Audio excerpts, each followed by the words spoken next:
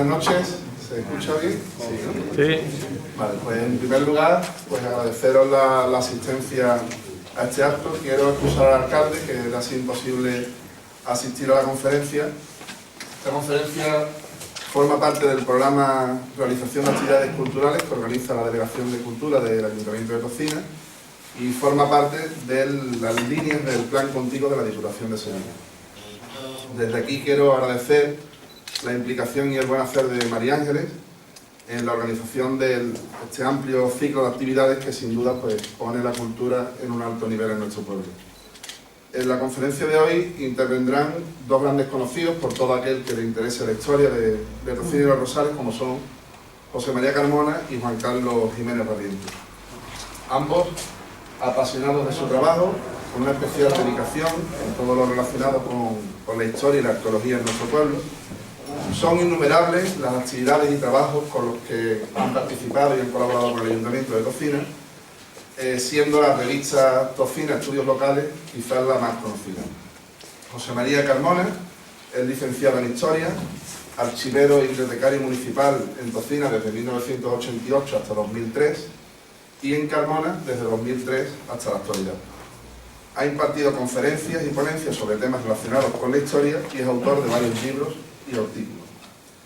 Juan Carlos Jiménez Barrientos es licenciado en Geografía e Historia y en Arqueología, profesor de la UNED y con más de 30 publicaciones de carácter científico, actualmente desarrolla su labor profesional como arqueólogo en la Delegación Territorial de Educación, Cultura y Deportes de Sevilla.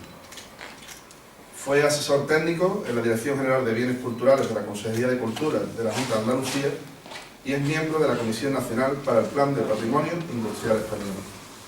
En la conferencia de hoy reinterpretarán antiguos y recientes elementos arqueológicos en el área de Tocina y el análisis de sus aspectos funcionales y culturales, que aporten nuevos escenarios desde los que replantear la génesis del enclave urbano, nuevas conclusiones y novedades sobre la historia local. Como todos sabéis, actualmente se está llevando a cabo una intervención total en la plaza de la iglesia de Tocina, que pretende eliminar las barreras arquitectónicas, sustituir el pavimento resbaladizo que tiene actualmente y la peatonalización de la calle de la iglesia para incluirla dentro de lo que es el espacio de la plaza.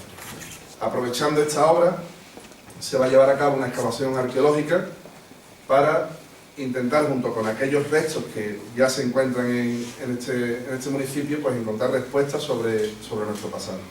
Para ello, qué mejor que José María y Juan Carlos, para que nos cuenten qué es lo que hay y, sobre todo, qué es lo que se espera encontrar en dicha excavación. Muchas gracias y buenas noches.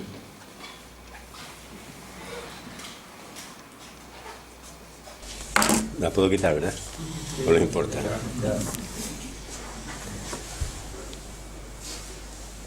Bien, buenas noches. Muchas gracias, Jesús. Muchas gracias a ustedes por asistir un viernes por la tarde. No es usual ni corriente que haya tanta afluencia de público en una conferencia sobre historia en un pueblo como Tocina. No es lo normal, pero bueno, por eso agradecerles su asistencia y bueno, y congratularnos de la participación del público en general.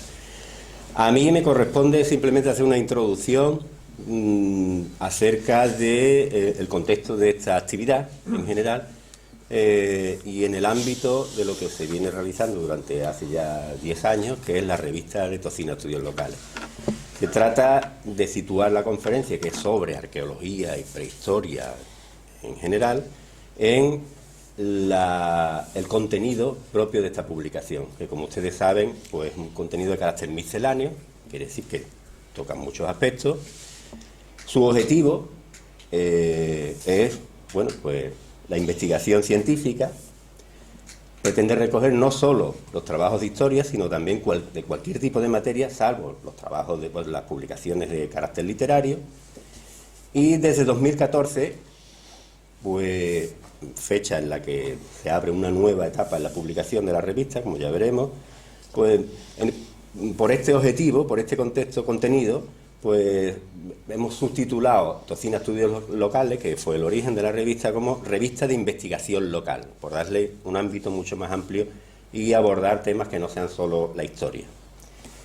Y también saben que es de ámbito local, pero no localista, es decir, no es la historia local es historia a secas, pero reduce el ámbito de investigación a un espacio territorial concreto, en este caso lo local. Lo local que en el caso de esta revista, por propósito desde 2014, pues no era solo el término de Tocina, sino llevar el interés de la investigación local a los pueblos de la comarca, los pueblos más cercanos de la comarca. De hecho, hay algunos artículos que se refieren a materiales de Brene, concretamente uno de Juan Carlos, otros artículos que se refieren a otro espacio un poco más amplio en el contexto geográfico.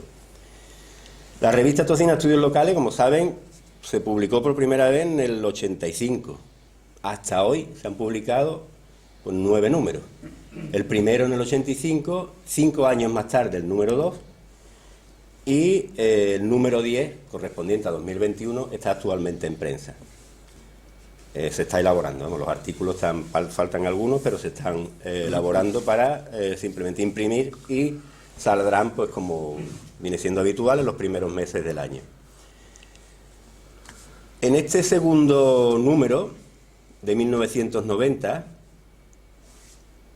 a partir de él habrá que esperar hasta 2014 para que la revista recuperara su publicación. Así se hizo, gracias a la buena disposición del actual equipo de gobierno municipal, y lo que es sorprendente es que una revista de historia local apareció en el 14, que tenga continuidad y lleve 10 números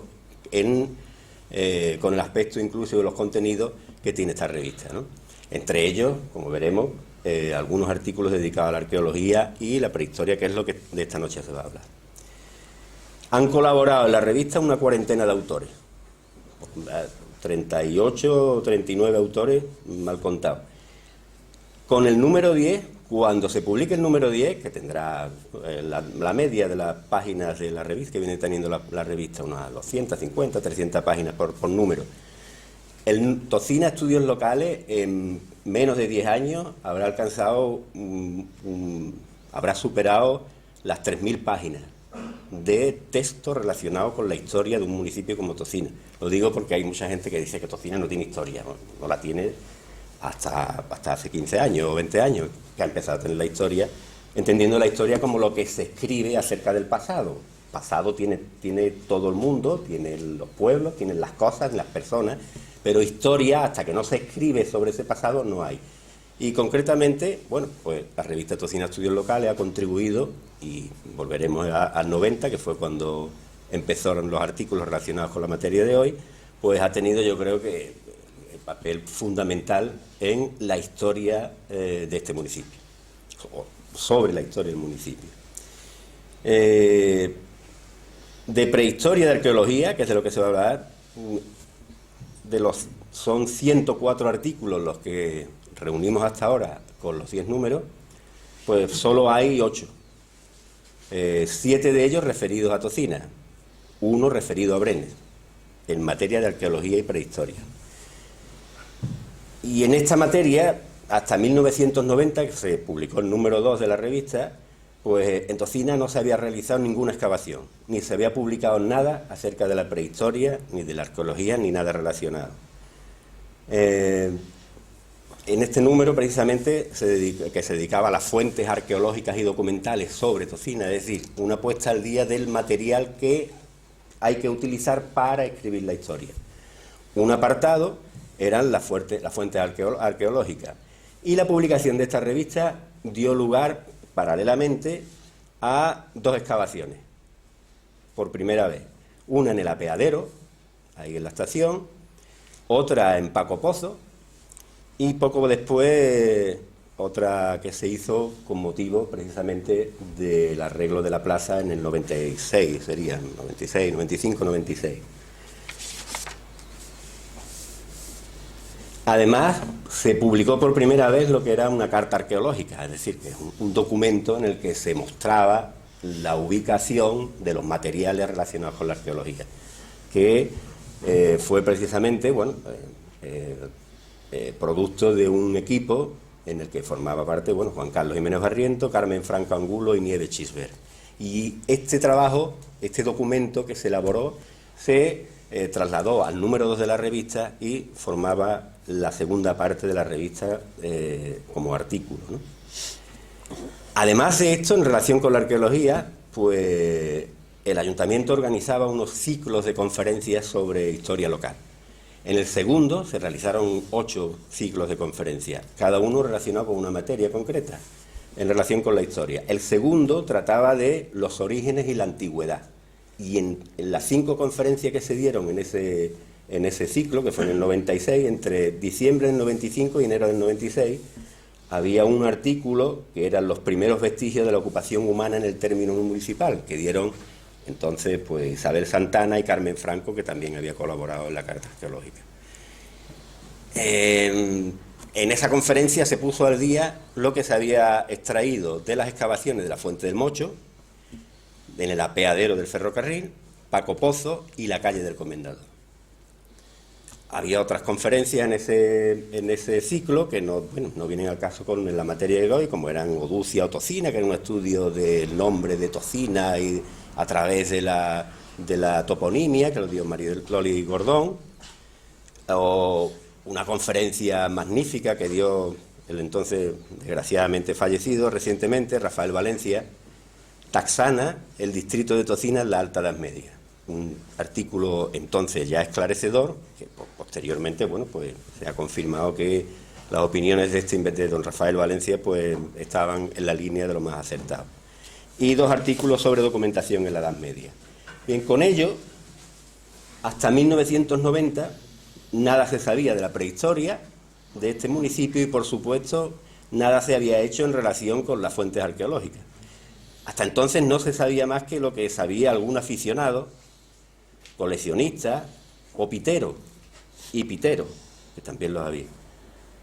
Hasta entonces se mantenía el origen romano de Tocina representado como dogma de fe, sin raciocinio ni juicio crítico alguno, por el topónimo Oducia, que algunos incluso utilizaban en representaciones oficiales y demostraban con peregrinos relatos.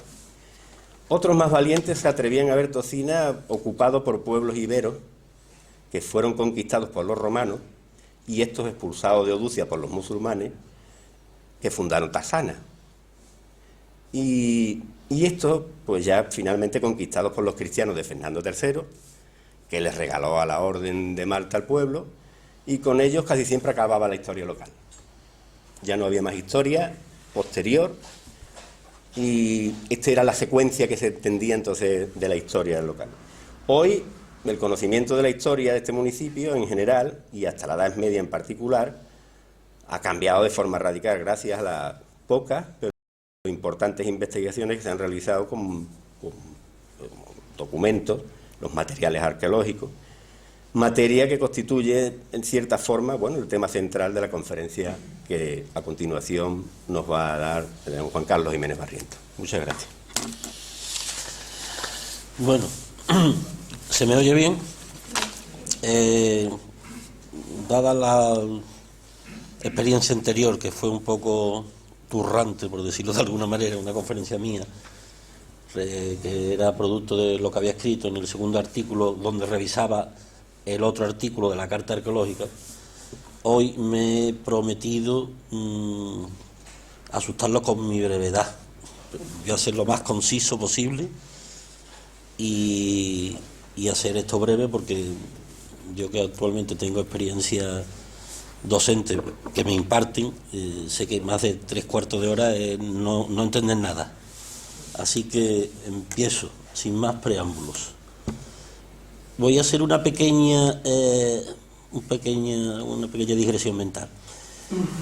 Cuando hablamos de historia local, nos estamos refiriendo a la historia de una localidad. Y la historia de una localidad no necesariamente tiene que ver con los antecedentes romanos o islámicos que haya existido en ese territorio de esa localidad, que actualmente conocemos como término municipal.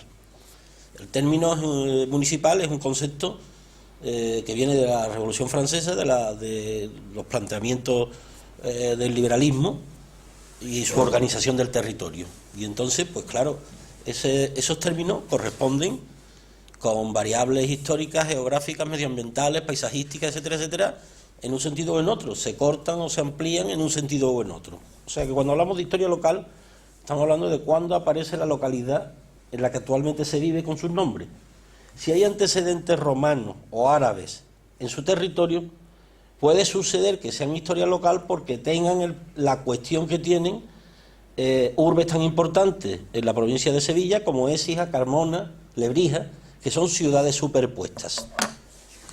Sin solución de continuidad, la romana sucede a la islámica, y a la islámica la sucede a la moderna, y a la moderna a la contemporánea. No estamos en ese caso, aviso, para caminantes, no estamos en ese caso. Aquí hay una serie de hallazgos en un término, el término actual de Tosina, que conectan con variables históricas que atraviesan este territorio de manera más amplia, para los lados, para el sur, para el este y para el oeste, y siempre en el sentido norte-sur del Guadalquivir. Siempre eso nos va a llevar a lo mejor a lo que es el actual territorio de Tosina, nos va a llevar muy lejos.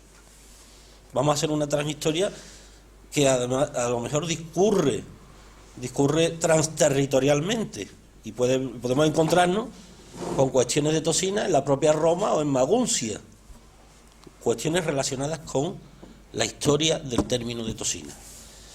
El término de Tosina se establece en el curso del Guadalquivir, obvio, y es un espacio concretamente al sur del meandro doble que se desarrolla entre Alcolea y Cantillana.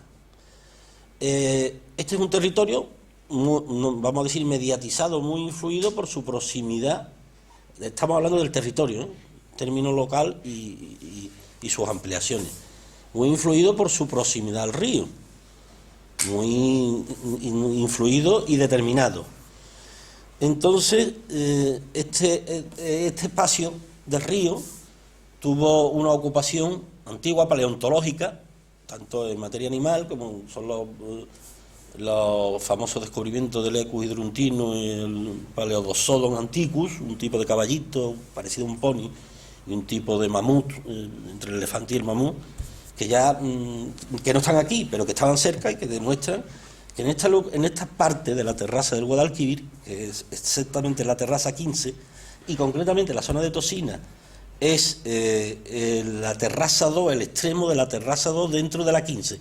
Vamos a decir 15 en números romanos y 2 en números árabes punto A, para hacernos una idea. Se extiende en ese sentido. Pues aquí, claro, igual que operan estos, hay desde muy primer momento hay una aparición, una ocupación, una presencia humana. Aquí pongo una diapositiva, se verá a lo mejor muy pequeñita, pero bueno, ahí lo que ven más oscuro y más claro es la posición de la terraza de la que estamos hablando, en lo que es un perfil artificial hecho sobre el cauce. Entonces, ya desde muy temprano tenemos la presencia de restos líticos asociados a la actividad humana que se está desarrollando en esta zona. O sea, hay presencia humana homínida en forma de grupos que suponemos que son por lo menos cazadores. Podemos ampliar el matiz a cazadores recolectores que actúan aquí sobre esta fauna que hemos hablado y que utilizan el río en dos sentidos. Se desdobla el sentido de utilización del río en el sentido de aprovisionamiento de las cuarcitas. Estas cuarcitas, estos cantos rodados que trae el río, que ellos chocándolo hacen sus herramientas, como esta que tenemos aquí, que sí aparece en el término actual de Tosina. Esto se encontró en la prospección que dio lugar a la carta arqueológica. Y que sustituirían estas cuarcitas por su dureza y por su capacidad de trabajo con otras piedras al sílex, que no hay aquí y que es característico de otras culturas prehistóricas, que en Francia o la obsidiana en Próximo Oriente, en fin. Aquí somos una cultura paleolítica sobre cuarcitas. Los tecnocomplejos, que son los que definen este periodo de la historia, están realizados sobre este material. Esto correspondería al denominado Homo sapiens primigenius neandertales.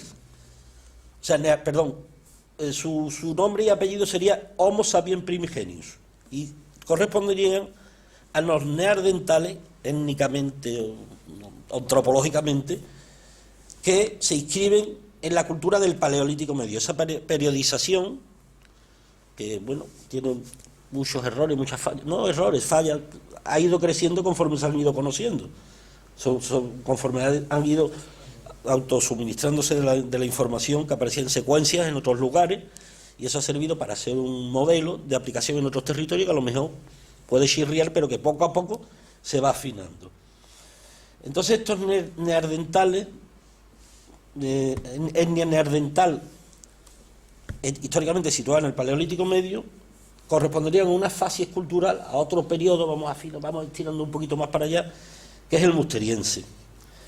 Sobre esta terraza 2, de esta transversal Tosina-Carmona, con una presencia de vida que no es humana, o no sabemos si la habría, pero desde 2 millones de años hasta aproximadamente un periodo que va del 10.000 al 8.300 a.C. Estamos generosos en materia cronológica, ¿no? Hay un abanico ahí temporal amplio. Y vemos esta ocupación de estos hombres musterienses, neandertales del Paleolítico Medio, de nombre Homo sapiens primigenio, que acuden al río para abastecerse de materiales y probablemente, es una suposición, pero con viso de ser certera, de acudir a los lugares donde vienen la fauna de la época a brevar, a beber. Entonces sería un cazadero, sería una zona de aprovisionamiento de armas y cazadero. Tendría esta doble dimensión, este doble sentido. Siempre estamos hablando de la conexión del territorio, del actual término, con líneas de presencia histórica más amplias que se salen por todos los lados, geográficamente hablando, pero que están estableciendo los antecedentes de lo que acabará siendo, en el siglo XX-XXI, una ciudad, ahora sí. Entonces, a ese periodo de Paleolítico Medio, con una industria consistente en bifase, que es lo que he puesto antes, raederas, lascas de una técnica especial que se vio en Francia y que se aplica como modelo interpretativo a otros lugares, que se llaman Le Valois, por un lugar francés que se llama Le Valois, se desarrollan entre el 100.000 y el 35.000 antes de Cristo. Hay un periodo de Paleolítico superior, obviamente, del que no tenemos constancia aquí, pero el abanico amplio, desde principio a final, sería entre el 100.000 y el 35.000. Después de esa fecha, se desarrolla un post-paleolítico, que algunos podrían decir, bueno, estamos ya en un neolítico, ¿no? Hemos pasado de la piedra vieja, paleolítico, al neolítico, piedra nueva, de la piedra tallada a la piedra pulimentada. Vamos a ir un poco con tranquilidad en ese sentido, pero más o menos el tránsito es ese. A grandes rasgos es ese. Y esto se va a desarrollar sobre un suelo diferente, un suelo que, gracias a lo conocido de aquí, no sé si estará por aquí, de una persona de aquí, amigo de una persona de aquí, gracias a la fantástica tesis doctoral de Daniel Barragán Mayofret, ha situado claramente ese pospaleolítico que está sobre la última glaciación llamada flandriense, pero es que, señores, estamos viviendo encima del flandriense, y este señor lo ha demostrado en base a hacer unas pruebas geológicas, introducir unos aparatos que extraen una secuencia, y nosotros ahora mismo estamos en suelo flandriense, el último periodo postglaciar. Estamos instalados ahí, en el Cuaternario, en el flandriense, ahí ya postglaciar, última glaciación y periodo postglaciar, porque si no, no tendríamos para abrigo para vivir. Entonces, en ese momento y en un episodio inmediatamente posterior, me voy a detener un momentito porque hay temas históricos que circulan. Neolítico, piedra nueva, aparición de la agricultura o de la domesticación. Señores, domesticación de animales y plantas. Cuando se habla de domesticación, a las especies vegetales también se las domestica, o sea, plantar, controlar, regar, segar, almacenar es una domesticación, pero en este caso, en vez de animal, es vegetal. Y el lugar es idóneo. Las comunidades en esta época viven en la margen derecha del Guadalquivir. Márgenes siempre, ya sabemos por geografía, desde el nacimiento a las espaldas, la margen derecha, y viven en una cierta altura. Y la izquierda, en el mismo modelo de las comunidades mesopotámicas y tal, este lugar se inunda con el río, con las crecidas, en ciertas estaciones y se abona. La gente baja, recoge tal y se vuelve, porque para vivir ahí en la margen izquierda era totalmente impracticable.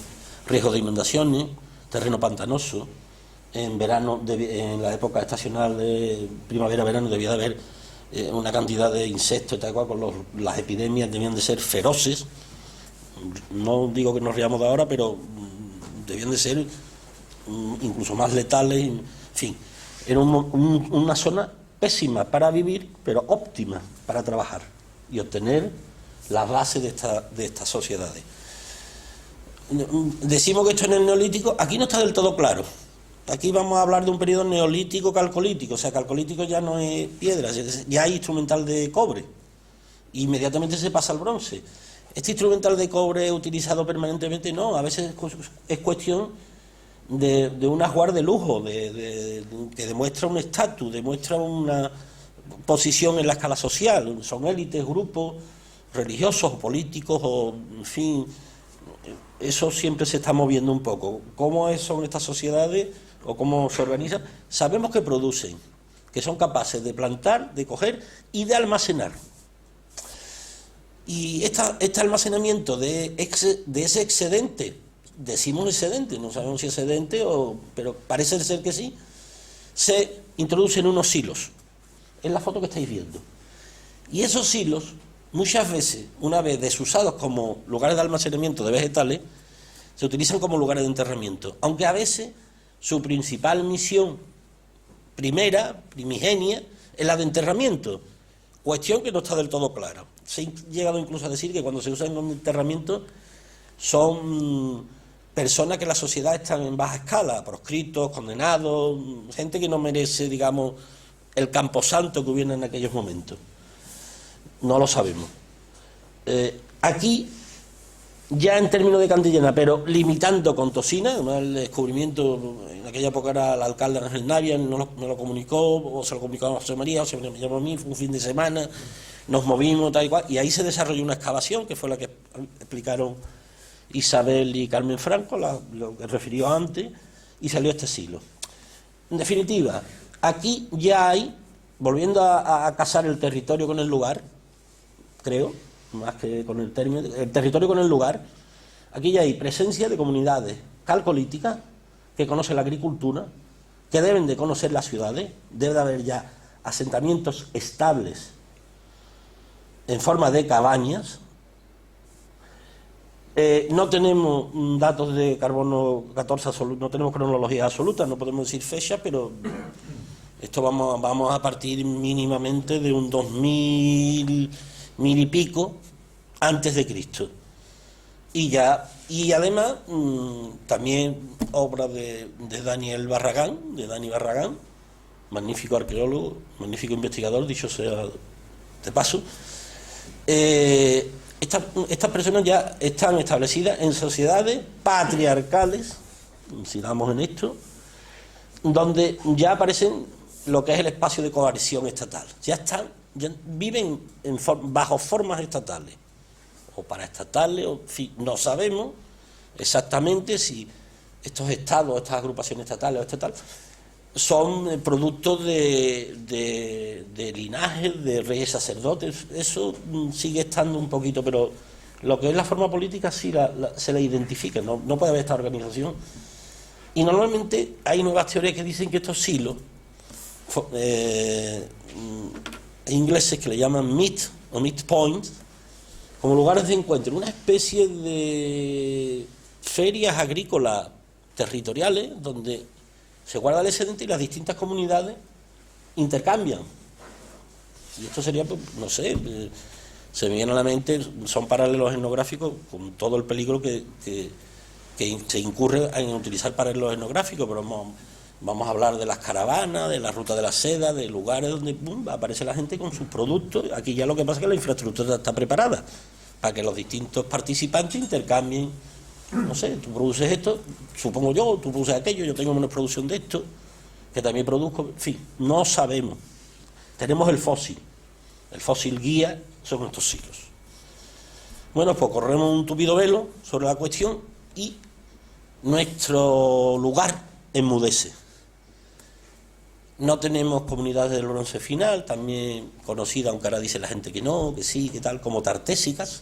No tenemos comunidades fenicias, que serían los que harían, según las teorías de ahora, colonias en este territorio, en nuestro lugar, en nuestro territorio.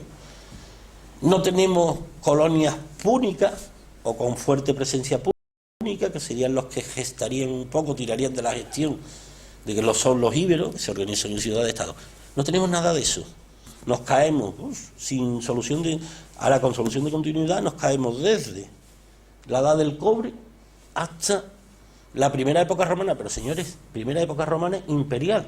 Tampoco tenemos esas famosas campanienses, esas cerámicas negras romanas, que son evidencia o fósil guía de relaciones comerciales o presencia de romanos o itálicos, procedentes de la misma Roma, o procedentes de la península italiana, itálicos, que comercien aquí y que dejen esas huellas, que son una cerámica de barniz negro, que se denominan campanienses. Tampoco las tenemos. Digo, como dije antes, que nuestro territorio enmudece, y enmudece hasta época...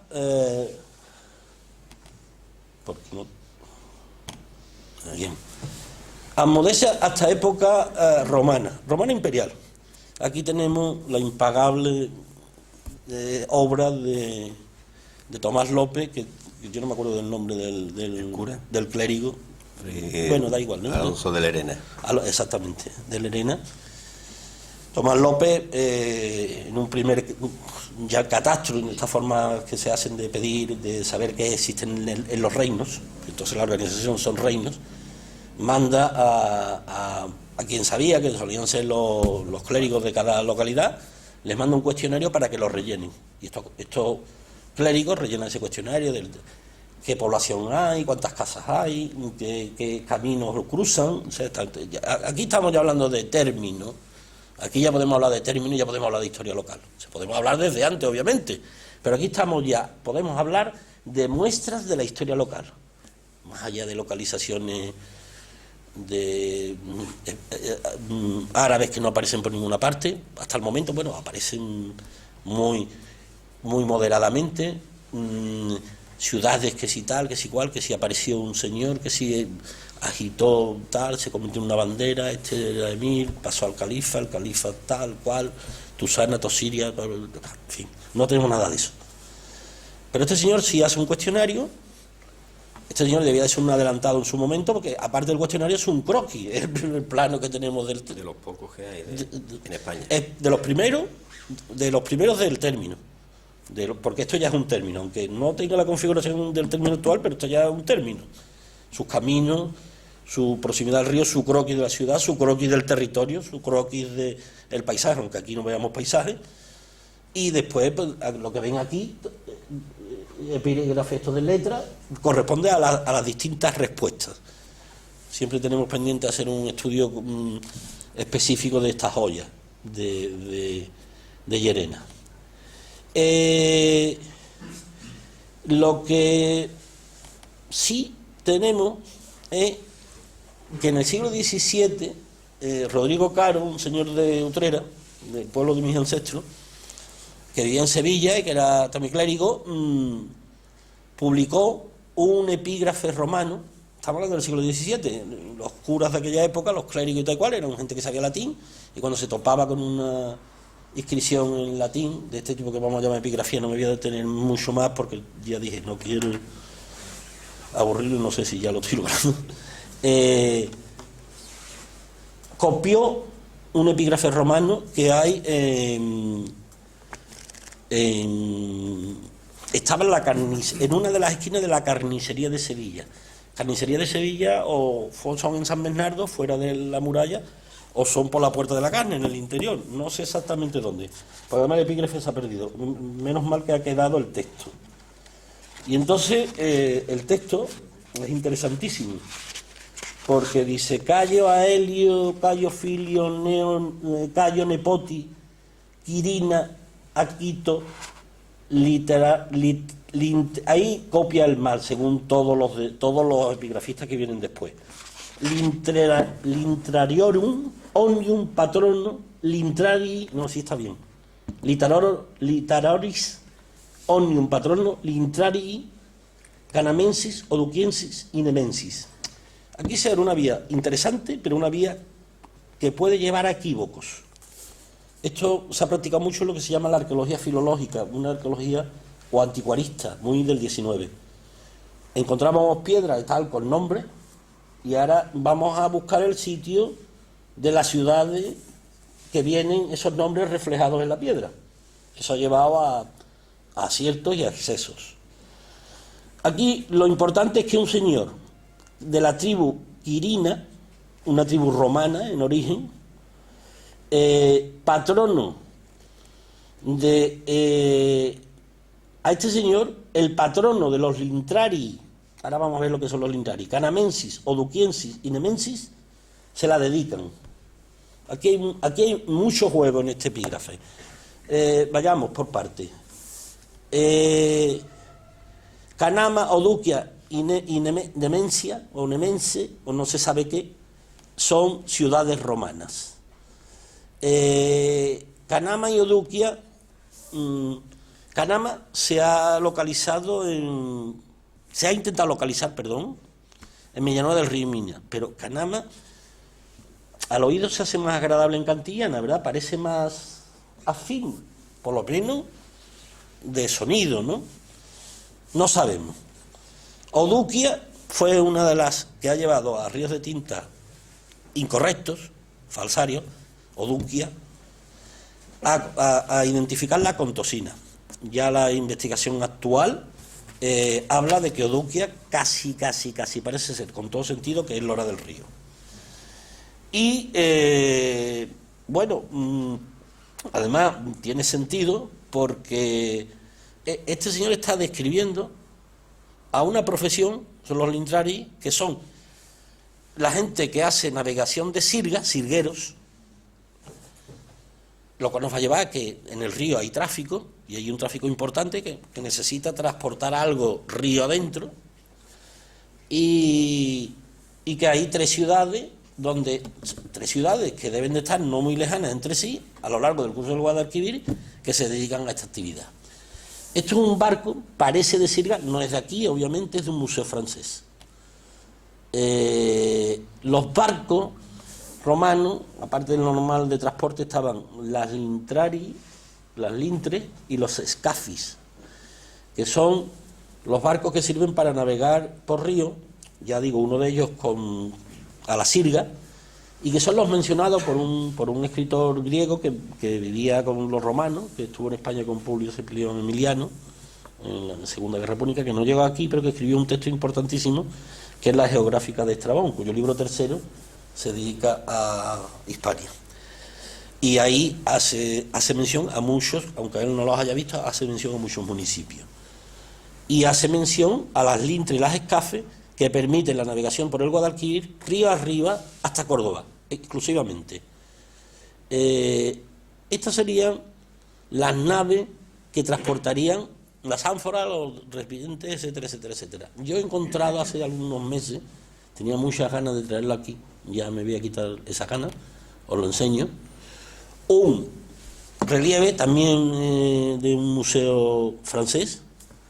Lo encontró un amigo también implicado indirectamente en las cuestiones de aquí de Tosina, de investigación, que él es arquitecto, donde vemos perfectamente una parte de arriba como un panel, como una especie de repisa, donde están los distintos tipos, representación libre obviamente, no tan libre, de ánforas, de cosas de almacenamiento. Lo que parece que la base puede ser, porque las ánforas normalmente tienen o picudas o tienen la base convexa, puede ser soporte, como ahora muchas veces ponemos un plato debajo de la maceta, tal. Y otro tipo de recipiente, y dentro del barco barriles, lo que ahora son los toneles. Pero lo más importante es que vemos, ¿no? Se ve perfectamente ahí, si yo señalo aquí, verdad, se ve como de un mástil que está situado en la parte delantera de los barcos. Yo no voy a empezar porque no tengo ni idea de náutica, ni de marina, ni tengo barco, ni nada. Entonces esto será la popa, ¿no? La proa, ¿no? La proa. Gracias. Ahí como verán, soy un gran viejo lobo de mar. ahí, como ven, se amarran esas cuerdas, esas maromas, que estas personas van tirando. Mi amigo, el que me enseñó esto, dice que lo que llevan en la mano derecha es un bastón. Yo no lo creo. Yo creo que cobran... Usted silencio, por favor, el que hablo soy yo. Yo creo que cobran la maroma por esta mano y se la pasan por la cintura, y de la cintura van tirando, y eso es lo que va haciendo que la nave vaya río arriba.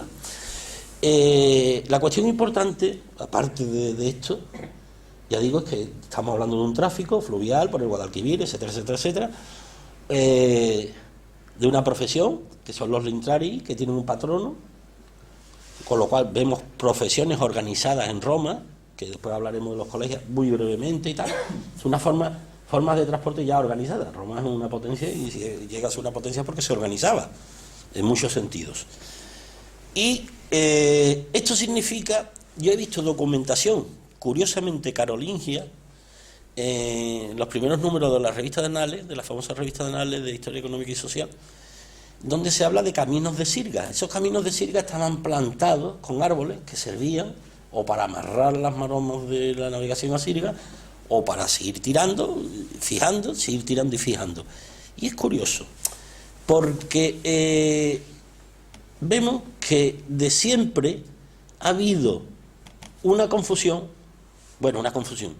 Ponsic, un señor, un investigador francés que estaba por aquí por los años 70 y que había hecho ya cartas arqueológicas, el autor no era arqueólogo, pero bueno, se había dedicado a eso toda su vida.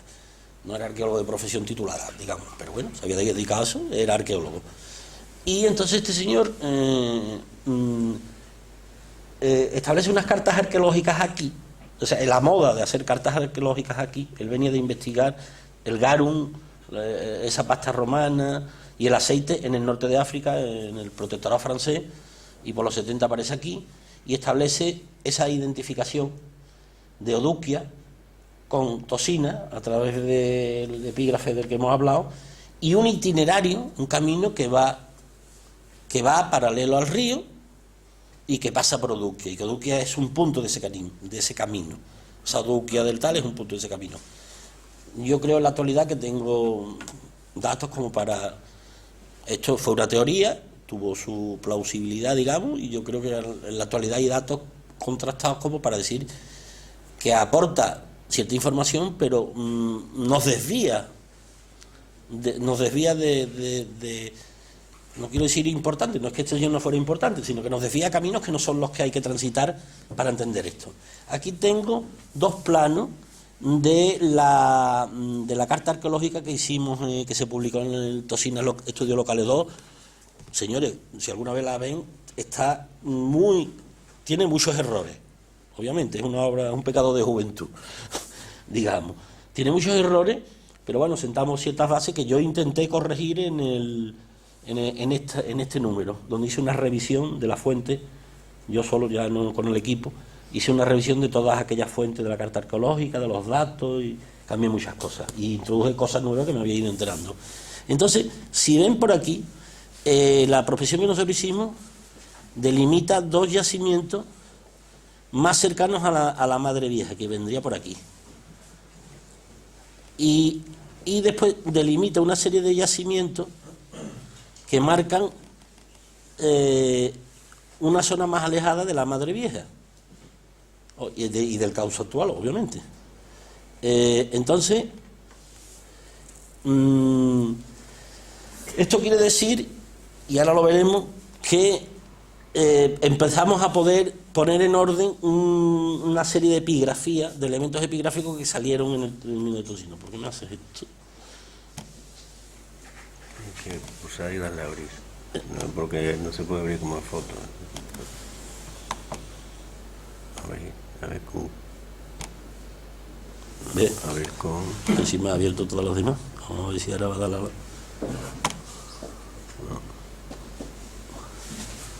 Fotos. Ángeles, nuestra ángel. Nuestro ángel es nuestro ángel.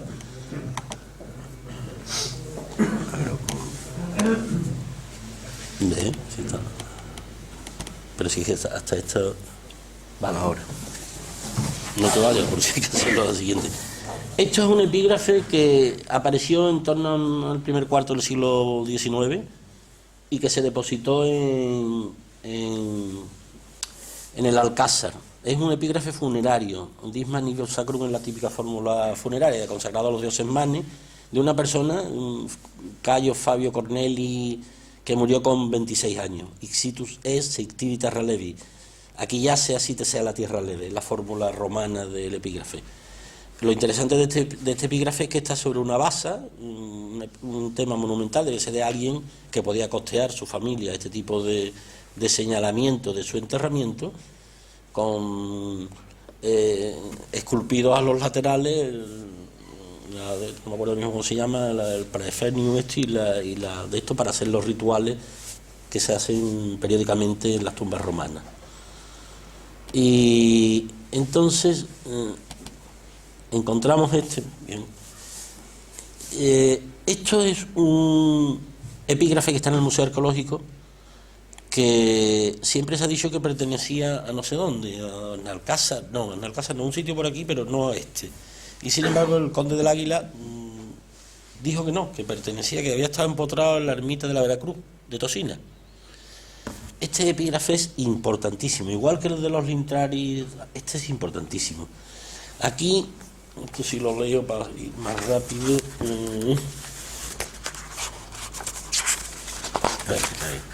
Aquí, Marcus Cassius Marcius Filius Galeria Sempronianus Olisiponensis diffuso relearis solo fecit et dedicavit. Marco Casio Semproniano, hijo de Marco, de la tribu Galeria, natural de Olisipo, difusor oleario, construyó y dedicó este monumento desde sus cimientos. Este señor es difusor oleario. ¿Qué es difusor oleari? Difusor oleari es un señor que, como un remitente de aceite. El aceite en Roma tiene una importancia fundamental porque es, vamos a acordarnos de Juvenal, de Pan y Circo, se hace que las colonias, o los municipios que son tal, pero sobre todo las colonias, y sobre todo aquí en el sur, en la Bética, lleven aceite a Roma, donde se organiza la annona, el suministro a Roma, que consiste en trigo y en aceite para la población. Es una obsesión de los emperadores desde el primer emperador, desde el sucesor de César, el Pompeyo, siempre me sale Octaviano Augusto, del cual hay una moneda que señala, es la primera presencia, digamos, que señala este señor, el clérigo Llerena, y este aceite también va para suministrarlo a los destacamentos militares que están, por ejemplo, en Alemania. Un loreño, Pepe Remesal, que estudió en Roma la cuestión, que ha sido catedrático en Barcelona, hasta que se ha jubilado de Historia Antigua, sacó todas las marcas de ánfora, que ahora veremos un poquito de paso, que estaban en Maguncia y en ciertas zonas de Alemania, donde demuestra que el aceite bético llegaba tanto a Roma, a través de Puteoli, de salida por el Guadalquivir, Ostia, de Ostia a Puteoli, de Puteoli a Roma, y que ya desde Augusto es una preocupación de los emperadores, Claudio, Cómodo, en fin, todos, de que la población,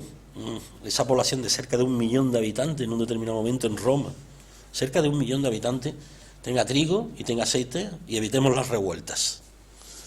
Una cuestión de lo que hoy denominaríamos puro orden público.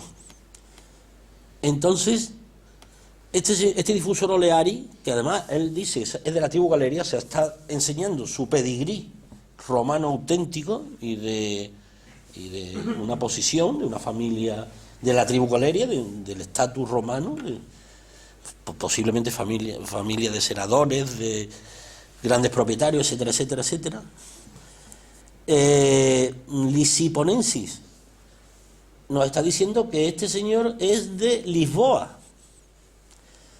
Difusor oleari, él solo lo hizo y lo dedicó. ¿Qué significa esto? Voy a intentar ser lo más breve posible, pero quiero que entiendan el calado del epígrafe, que yo creo que es un calado es muy jugoso, es una pieza que la exprimimos y da páginas, ¿no? es un difusor oleari y dedica dedica algo, no sabemos qué, una cuestión honorífica, o sea, dedica algo él solo y lo dedica aquí, y su profesión es esa, su ascendente social es romano, su profesión es la que decimos, y su origen es de Lisboa. La prosopografía que asocia en época romana los distintos nombres y establece conexiones nos da a entender, nos enseña que hay muchos casios dedicados al tema del aceite y que están repartidos por la Bética y que también tienen sede en Lisboa, que debe ser un puerto importante. Lisboa en aquel momento es la Lusitania, es una provincia romana, no es la Portugal actual, se engloba en la Meretensi. La Lusitania está pegado a Badajoz y como una provincia romana. Entonces, uno empieza, y claro, establece conjeturas que pues en verdad pueden ser mentiras, obviamente. Y yo la conjetura que llego es que este señor está practicando una cosa que se llama evergetismo, una cosa muy practicada en Roma, que ya viene desde las monarquías orientales anteriores a Roma, que es que los cargos públicos, que son cargos públicos obligados por el Estado, por la carrera, el cursus honorum que se llama en Roma, que les obliga de alguna manera a participar activamente en la gestión del imperio, y van ascendiendo en ese cursus honorum para llegar a las magistraturas mayores, como es el senador o pretor, a veces de su propio dinero, que ese dinero también se obtiene de las transacciones que hacen.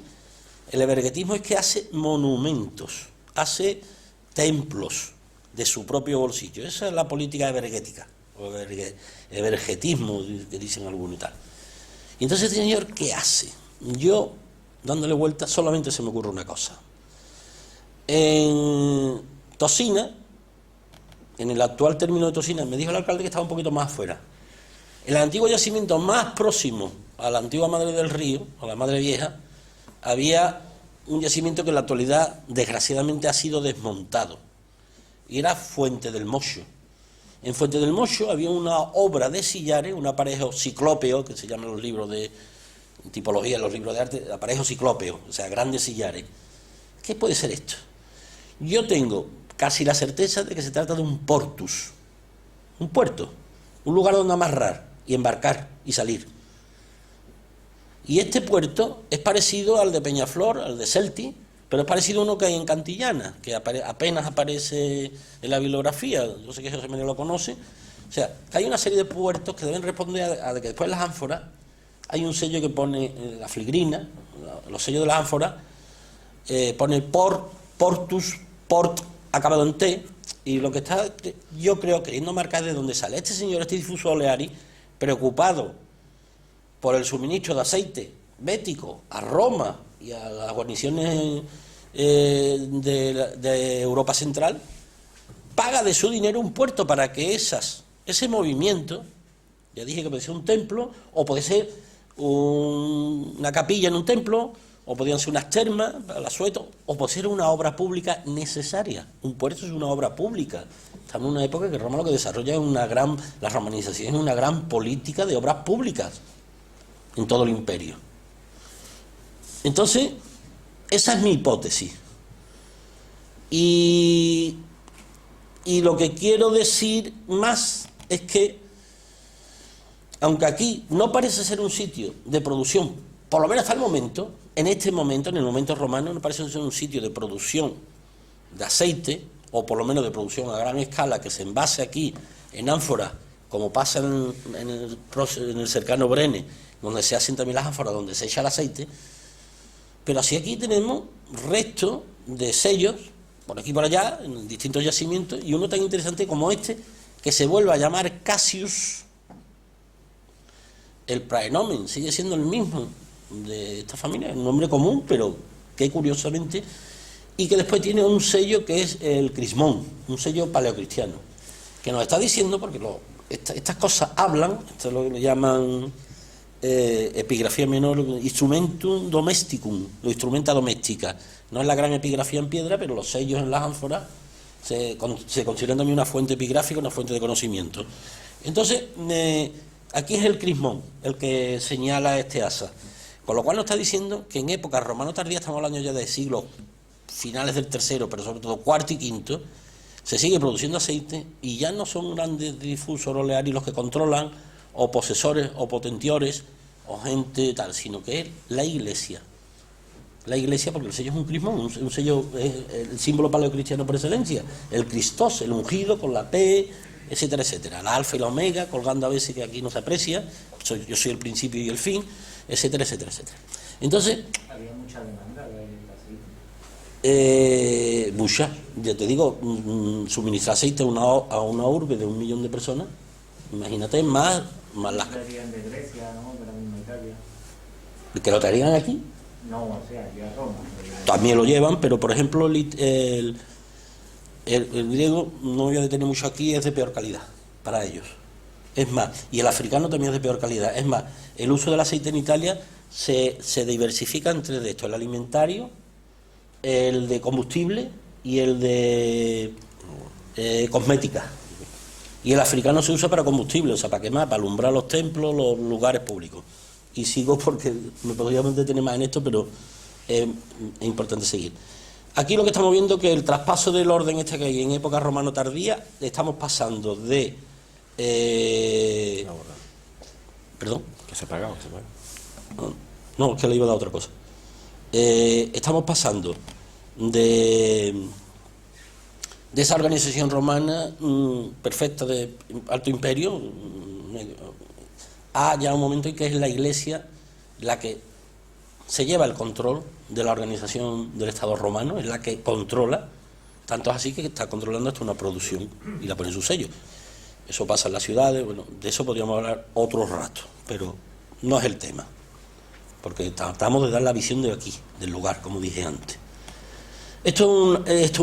Aparecen bastantes hallazgos funerarios en distintos yacimientos de aquí.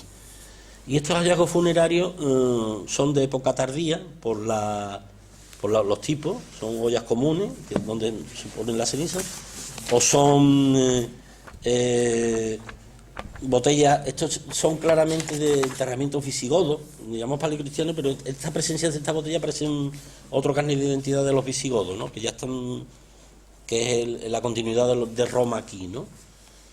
O este tercero, que este lo vimos personalmente, que es una olla así gruñida y que también está en un enterramiento, según nos dijo el propietario de la finca, y yo no lo he vuelto a ver la pieza, y bueno, también está en un enterramiento, con lo cual vemos que hay una continuidad en época tardía, romano tardía, en el lugar, está ocupada por los romanos y se entierran aquí. Pero hasta el momento tenemos explotaciones agrarias, los yacimientos cableantes, y tenemos lo que parece ser un puerto, que parece que está ahí, atendiendo a la historia del lugar, está ahí entre Tosina y Villanueva del Río, ¿no? Pero ese bocado que le pega a Villanueva al otro lado, pero bueno, a mí eso me da igual, igual que me daba igual la tumba de Cantillana, que esté en el término de Cantillana, está pegada a tal, y forma parte de la historia del lugar, no del término, pero sí del lugar, y del término casi también. Damos otro salto porque no tenemos hallazgos que nos permitan articular bien, perfectamente, en todas sus escalas, la presencia romano tardía. Hay un yacimiento, pero yo prefiero dejarlo para la conferencia que viene el 21 de enero, que se las aconsejo, de Enrique Domínguez Berejeno, porque es un yacimiento romano pero reutilizado por los árabes. Como él va a hablar exclusivamente de eso, yo prescindo de hablar de ese yacimiento, aunque yo considero que tiene elementos muy importantes. Y me voy a lo último. Lo último fue un hallazgo fortuito en el 94-95. 95, 96. Yo ya estaba de arqueólogo territorial, pero me llamaron, yo no podía, entonces me mandaron a otra persona. Esta persona extrajo las cosas. El actual regidor del momento no quería muchos problemas, una obra al lado de la iglesia, no quería entretenimiento, total, que las piezas se extrajeron, porque salieron en un agüero. Es lo que llamamos en arqueología un hallazgo fortuito, no forma parte de una campaña y tal cual, pero no generó ninguna campaña posterior. Yo estas piezas las tenía en mente, y José María me ofreció la oportunidad de publicarlas en las revistas, están publicadas en las revistas, y de dar una conferencia sobre ellas. Y esto, bueno, les cuento una breve anécdota. Yo trabajo en la conferencia durante un tiempo, con una hipótesis. Yo estoy ante una representación de lo que se llaman ladrillos paleocristianos de una crucifixión. Y el día antes, por la noche, preparando la conferencia, en un momento dado le da como a esta gente el eureka de Arquímedes o de quien fuera, digo, mira, tío, tú no estás viendo una crucifixión, por mucho que te esfuerces, porque yo la buscaba, me leí todos los 4 evangelios, la descripción de la crucifixión, los elementos que dice cada evangelista, tal, pero que no la encontraba, pero yo me esforzaba que aquello tenía que ser una crucifixión por la figura esta, que es Cristo, que aparece cruzado por 2 elementos, ¿no? Esto es la crucifixión. El ladrillo es un tipo de ladrillo que se repite, aparecen rotos y que salieron sueltos. Ahora hablamos de eso. El caso es que yo el día antes, en un determinado momento, digo, eureka, esto no es una crucifixión, esto es una resurrección. Y miren ustedes cómo, porque es verdad que la representación es muy burda, es casi, ¿cómo llamarlo? Quiche, no sé qué término expresar, pero vamos a situarnos. No he traído muchas para no redundar. Esta es una de las piezas más claras, pero aquí solamente tenemos una esquina. Ya estamos otra vez. Aquí tenemos nada más una pieza que nada más dio una esquina. Bueno, la pieza, y resumo para acabar, es de un resucitado que está asistido por el Espíritu Santo y sostenido por 4 imágenes que en las distintas piezas se mueven, que los superiores pueden ser ángeles, y hay 2 personajes, uno como que se cae y el otro como que se mira, que yo interpreto. En el artículo de la revista, que estará en la biblioteca, pueden ver fotos, que me dijeron, ¿por qué no la ha dibujado? No se iba a ver mejor los dibujos que se ve en la foto, pero bueno.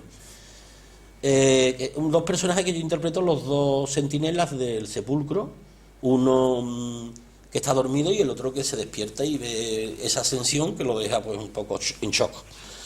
Entonces, ¿esto qué es? Por el contexto, estamos ante una representación de unos ladrillos que yo ya intitulo directamente como mozárabes, que están hablándonos de una comunidad cristiana, pero que ya está bajo el mando, bajo la férula del Islam. El Islam tolera las otras religiones. El estatuto se llama dinní. Un dinní es el que está en otra religión y tiene un estatuto de tolerancia. Cosa que los cristianos no hacen, los católicos no hacen normalmente con los musulmanes y con los judíos, precisamente. Y esto es bastante anterior. Lo digo por muchas veces que hay mucha propaganda ahí anti tal, y bueno, hay que poner las cosas en su sitio a veces, ¿no? Si hay la oportunidad. Entonces, estamos en una época que estas comunidades están sometidas ya al Islam. Esta zona está ya ocupada. Esto es posterior a Tarí, etcétera, etcétera, etcétera. Y entonces estas comunidades recuerdan en su credo, usan esto porque son comunidades que probablemente fueron comunidades rurales, de pocos recursos idiomáticos, fundamentalmente no creo que supieran latín, estaban bajo otra cultura, sometidas a otra cultura que tiene otro idioma, de otra base, de otro sustrato, con otra grafía, y esto es un poco como el cómic que ilustra un periodo de su religión, de su credo, que es la resurrección. La resurrección es un tema muy recurrente en comunidades sometidas, ¿no? La resurrección. ¿Cuándo volveremos a poder practicar nuestra fe, uso el término, como Dios manda, ¿no? Y bueno, yo siempre he interpretado esto. Estas piezas o bien van decorando los techos de estas capillas, que antes eran palecristianas, en este momento vamos a llamarle mozárabes, o bien van recubriendo la tumba de un supuesto mártir, que es muy recurrente en la religión cristiana, en el momento estamos cristianos, de que las tumbas de los mártires se marquen con pasajes, con series que son iguales, o sea, se repite el mismo motivo, y que esas series identifican un pasaje probablemente muchas veces del Antiguo Testamento, pero en este caso ya es más el Nuevo Testamento. La resurrección es un ciclo obviamente del Nuevo Testamento, ideológica y teológica y religiosamente, esto está necesitando más que nada del discurso del Nuevo Testamento en estos momentos, por esa condición de tal. Curiosamente sale al lado de la iglesia de San Vicente Mártir, un un santo muy afín a Sevilla. Se dijo que estaba enterrado aquí, en Sevilla, en Hispali, y bueno, de gran predicamento. Es curioso, un mártir aquí. Sale en una obra que se realiza al lado de la iglesia, fuera, al exterior. Las hipótesis que se te vienen a la cabeza es: esto es un episodio anterior a la construcción de la iglesia, que cuando construyen la iglesia echan fuera, o hay un episodio constructivo con todo su programa anterior a la reconquista cristiana y estamos ante una capilla paleocristiana arruinada. Normalmente los estatutos de Niel, los árabes no permitían que recibieran donaciones. Precisamente dice, bueno, nosotros os toleramos, pero si os arruináis, mejor. De hecho, en el estatuto de Niel se especifica que los obispos no pueden tener patrimonio, no pueden hacer transacciones económicas, etcétera, etcétera. Te he tolerado, pero si te hundes económicamente, mejor, y así abraza la verdadera fe, que es la mía. O sea, todo vaya en su sitio. Y ahí se quedó esa duda. La oportunidad que se presenta ahora con ciertas obras que están en el horizonte de la ciudad nos permitirían, a lo mejor no dan nada, pero a lo mejor nos dan el posible enclave de una primitiva capilla con un uso, pensamos, final o desde el origen mozárabe, que está diciéndote que aquí hay una comunidad que es cristiana, tardía, muy tardía, puede estar ya metida en el periodo de dominación islámica, y ojo, cuidado, no tiene por qué ser la iglesia de ningún pueblo que se llame de ninguna manera. Ojo, hay muchas ermitas de camino, hay grandes explotaciones agrarias romanas con capilla, que después en época visigoda se convierten con los deslindes que vienen después haciendo los árabes, se convierten en ermitas de camino. Hay agrupaciones como las Masse y Fundus, que son agrupaciones de explotaciones romanas, que tú trazas un círculo y no llegan a ser un enclave urbano, es una forma de organización del territorio. Ojo con esto, o sea, que no creo que salga en ningún momento la iglesia parroquial de Oduquia, ni de lo que antes había sido Tusana, ni y que eso verá, no entiendo por qué hay que buscar las señas de identidad en una ciudad anterior a la que yo tengo ahora. Esto son unas señas de identidad muy importantes, ¿eh? Yo no he visto esta representación en ningún lado. Esto le da una singularidad al lugar que no la tienen otros yacimientos de época paleocristiana o de época ya de ocupación. Estas son las verdaderas señas, entiendo yo, ojo, no quiero imponer ningún criterio, pero estas son auténticas y verdaderas señas y basadas en la realidad, no en quimeras y en discursos erráticos y de localizaciones de ciudades, que por eso yo soy más ciudad, porque antes era ciudad. Bueno, eso es relativo. Y con esto, señores, he acabado. No sé si he sido breve o me he expandido, pero bueno, esto es todo. Muchas gracias por su...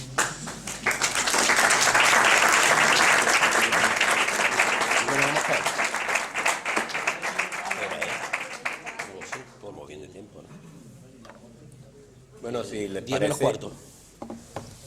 No pregunten nada. si les parece, pues si alguien quiere preguntar algo, tiene alguna o algo que es tarde, pero vamos, que si hay interés, pues no hay inconveniente.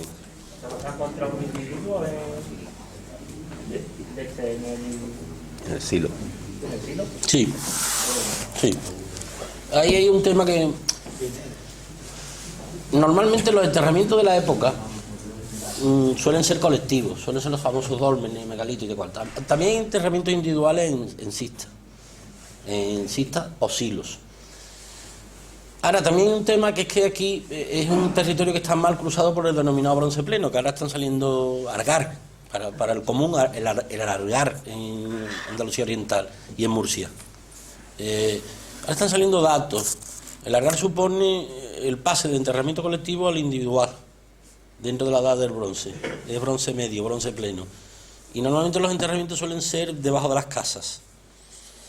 Estamos en una forma de transición que estas comunidades calcolíticas quieren algunas costumbres de los argáricos. La cerámica, yo creo recordar, era lisa. Tampoco dice nada, porque hay lisas en el calcolítico inicial y hay lisas en el argar. Lo que pasa es que el Algar tiene, como digamos, ese trío de armas y de cerámicas que son como su seña de identidad, que es la copa argárica, unos vasos tulipas, y después la espada argárica y lo que no es un hacha, lo que es así perpendicular, que salió una tumba en Itálica, váyase usted a saber por qué. En el propio Itálica salió una tumba argárica. Y aquí el Algar viene un poco por la sierra, viene por la parte de Peñaflor, un poquito más arriba, en Setefilla, también se encontraron enterramientos argáricos de bronce pleno, pero ya cuando pasa del Guadalquivir para el otro lado, pues el Algar casi enmudece. Vamos, enmudece casi no, enmudece. Así que estamos, para no pillarnos los dedos, digamos, estamos en una tumba una tumba individual en calcolítico pleno, tránsito a bronce. Y en eso nos quedamos, digamos, en paz con todas las escuelas del momento.